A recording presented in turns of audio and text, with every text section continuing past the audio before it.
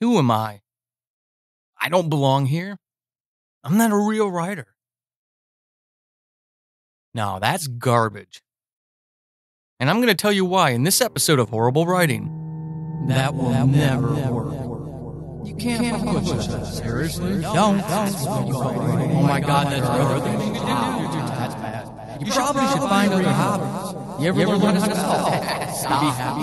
While you're you don't bother. I've seen better people. Do you really want to? And my third grade, give it up.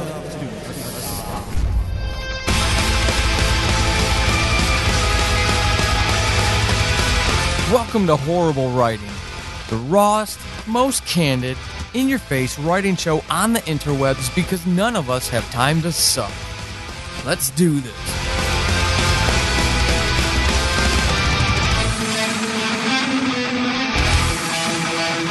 Hey everybody, welcome to episode 66 of Horrible Writing. I am your host, Paul Sading. I hope this finds you better than I'm finding myself. I am currently trying to do my job and trying to squeeze in some writing while not being able to sit at my desk where I normally write because I, over the weekend, partially ruptured, I think, my Achilles. I'm still waiting for an appointment with an ortho to confirm, but hey, the ER docs haven't called me back and they said if we don't, that's good news. It means it's a partial rupture, not a full rupture. So no surgery, yay me. But definitely has thrown a wrinkle in my writing process, something I'm going to address sometime in the future, but that's not why we're here in this episode. I wanted to spend this episode encouraging you, the creative who might not necessarily believe you have what it takes to be successful. What is success, right? I mean, that's a problematic starting point to begin with. But let's assume that success is, like it is, whatever you define success to be. For each of us, it will be different. Not all of you who listen to this show have the same aims that I have with your writing, and that's totally fine. Again, it's all acceptable. But one thing that isn't acceptable is allowing that inner critic, that doubting Thomas voice, to take over your personality and control your destiny. Because you see, that voice will do that if you empower them, if you enable them, if you hand over the power and control of your writing destiny. Now, it can be vicious. And problematically, it can be confirmed by outside voices. And that just starts a snowball effect. And even on a subconscious level, we recognize we don't have what it takes to make it before we even give it an honest effort.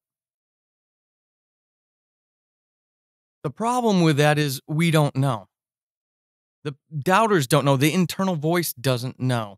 It's a defense mechanism internally, and it's a manifestation of jealousy and envy externally. People don't like seeing other people achieve, unfortunately. That's why community and support is so critical in this journey of yours. And if you are looking for a community, make sure you join us on Facebook at the Horrible Writing Writers Support Group. We'd love to have you over there. And it's definitely a jealousy, envy-free zone. We don't tolerate that stuff, along with promotions, self-promotion stuff. We don't allow any of that because it's about us and about the community, which is something that we all need to get through this process. The title of the episode is called Publish with Attitude because that's my style. That's my approach to life in general, but that's my style when it comes to publishing. Look, I know I'm not the best writer in the world. I know the books that I have put out there, the 3 books I've published in 2018, are not going to change the world tomorrow, and they're not going to live or outlive me. And I'm okay with that. You know why? Because that's not my priority. Yes, I do want to be a great writer. I want to be a great author. I want movie rights. I want millions of people around the world to be waiting for my next release. I want HBO to license me. I want all of those things, but I also realize that while I'm working towards bigger goals, none of which those are actually on my landscape, at least not right now, I am not worried about that. My goal was to publish this year. I published 3 times. My goal next year is to publish 3 better books next year while working on a bigger project that I'll have for 2019, 2020. I am excited and I'm comfortable with what I've put in the world. I've said this before. And even though I'm still very much in the early stages of having the second and third books out into the world, I've recognized the momentum that multiple books create. Nobody's lying when they tell you that. You got to have a couple books out there to even start entertaining ideas of grandeur. Not that I'm doing that or that I'm delusional, but I'm definitely seeing momentum on everything because now I have a couple things in the marketplace. And I'm able to start doing some of those bigger picture things that I couldn't do before. Now that I've added Novel Idea to Podcast and 12 Deaths of Christmas, now that they've both been published in November, I was able to turn around and make my short story, The Plant, go wide because my KDP Select window expired and I did not re-enroll it because I want something wide and I want something perma-free, which I worked this week to adjust. I'm just at the beginning of it. But I've noticed a significant bump in all of my titles, all 3 of them, plus The Plant, which is the short story I was referring to. And that sense of momentum just validates what I've already felt all along. I don't say this to be antagonistic or belligerent. I really literally don't. And those of you who know me more closely probably understand this. Those of you who are just casual listeners or maybe first-time listeners, you may not believe this yet. I can only share this with you and hope that you give me the benefit of the doubt until I prove you right or wrong. But when I publish, I do it for me and any of the me's out there. And what I mean is, this isn't vanity. I publish for me. It's a dream that I've always had. And I just love telling stories. I love sharing stories.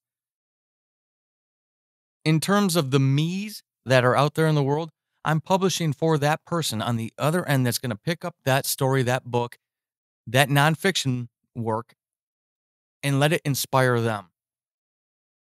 I've had so many encouraging messages, especially over the last month with 12 Deaths of Christmas and Novel Idea to Podcast being published, about my work inspiring others, about my work bringing enjoyment to others. So those are the me's out there. I write for me ultimately, but I celebrate the fact that there are other people who enjoy what I'm creating. I say that to follow up with this next comment that I hope will help those of you who are on the fence, or maybe you're on the other side of the fence, not sure if you can hop over it to come join me in this publishing journey. I don't care what people say. I don't care what happens to my book or books. Sam lunged as a Chrysler 300 slammed on its brakes, leaving the surface of the road and sliding into the gravel bank where he stood. Seizing pain exploded in his hips at the moment fiberglass and steel met flesh. His legs were no longer his own, unfeeling and useless. The world tumbled. Sky, white earth, clouds, brown boulders poking out of the snow. His legs flopped, arcing over his downward pointed head. And then he landed. The world punched him in the face. Rocks of all sizes, small and tiny, cut into his back, his arms, his face. Sam tumbled over and over before finally crashing into a lawnmower-sized boulder. Radiating warmth in his hip, was the only thing that convinced him that he still might actually be alive. Oh my God, I can't move. This excerpt was from my horror anthology, 12 Deaths of Christmas, available in ebook and paperback on Amazon.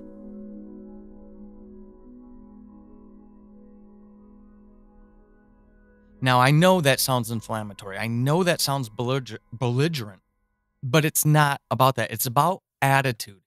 I'm having so much fun publishing. I'm enjoying this journey so much. I'm enjoying sharing these stories with other people who value them and hearing back from those people so much that literally nothing except death itself is going to stop me. I'm enthusiastic. I'm effervescent. I'm joyful. I'm fulfilled by this journey. That's what I mean about publishing with attitude, because my goals are all lined up. I have goals for myself in my writing, and I'm realizing those goals because of the way I've structured them. And I'm going to talk about that in the future because I definitely see a need out there in the community about writers who aren't really strong goal definers. So we are going to cover that, but not today. Today, I want to show you the benefit of establishing strong goals. And this, I hope, is the embodiment of that, at least in part. I literally don't care what happens out there because I'm so fulfilled by what I'm doing. I'm going to keep publishing. The naysayers, the people who don't support, who aren't supportive, the critics, the non-constructive critics, their slings and arrows don't even dent my armor. They don't. They just bounce right off of me. That's what publishing with attitude is all about for me. That your goals match up with your ambitions, your drive, your capabilities in a way that everything is in sync. And you transcend just yourself. Your creations transcend just creative works. And it creates a force that's irresistible. It helps you overcome petty jealousy and envy of other people. It helps you overcome the fact that people in your own home maybe aren't supporting this venture. It helps you overcome the fact that your writing in that book wasn't as strong as it could be, or, oh my gosh, I have a grammatical mistake in that book. It helps you overcome all of those things. It's about taking your space. You have a space in the creative market, but are you taking it? Why not? What is holding you back? 9 times out of 10, it's something right in between your ears. That's for those of you who want to publish. I know there are writers out there who simply write for therapy, catharsis, for self-fulfillment only, and they're happy with that. Again, that's goals aligning with those behaviors, and that's great. But for those of you whose goals are to publish and you're not, what's going on that stops it? This publishing with attitude is what gets you through this. It's a mindset. This is your space. You do belong. And no one can take that from you except for you. So if you are holding yourself back, why? Write me, email me, reach out to me at Twitter at Paul Sading or Writing Horrible. Go over to the website, paulsading.com, hit the contact tab and leave me a message. I will respond. But there is absolutely nothing wrong with you, your writing, or your desire to publish. If people tell you otherwise, they're a toxic force. And we are the sum of the people we hang around. We influence them, they influence us. Do you want them influencing you? Toxicity has no place for a creative, except for inspiration for an evil character. But it has no place for us. We don't need it around. It's not good. And that's where we have to make that determination that there is a space for me. I do belong, and I am going to do this. All of you be damned if you have to say that. Hopefully none of you have to, but I do realize there are writers in situations where there is little to no support. But even you belong. You might not be able to have as edgy of an attitude as I have. I do have support. I do have love. But it doesn't make it any less true. Have the attitude that you do belong. Have the attitude that there is a space for you. You just need to take it. Because it's true. The only thing stopping you is you. What are you going to do to change that? Come join us in the Horrible Writing Writer Support Group on Facebook. Talk to us.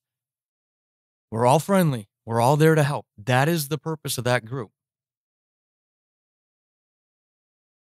But you're epic. Your stories are epic.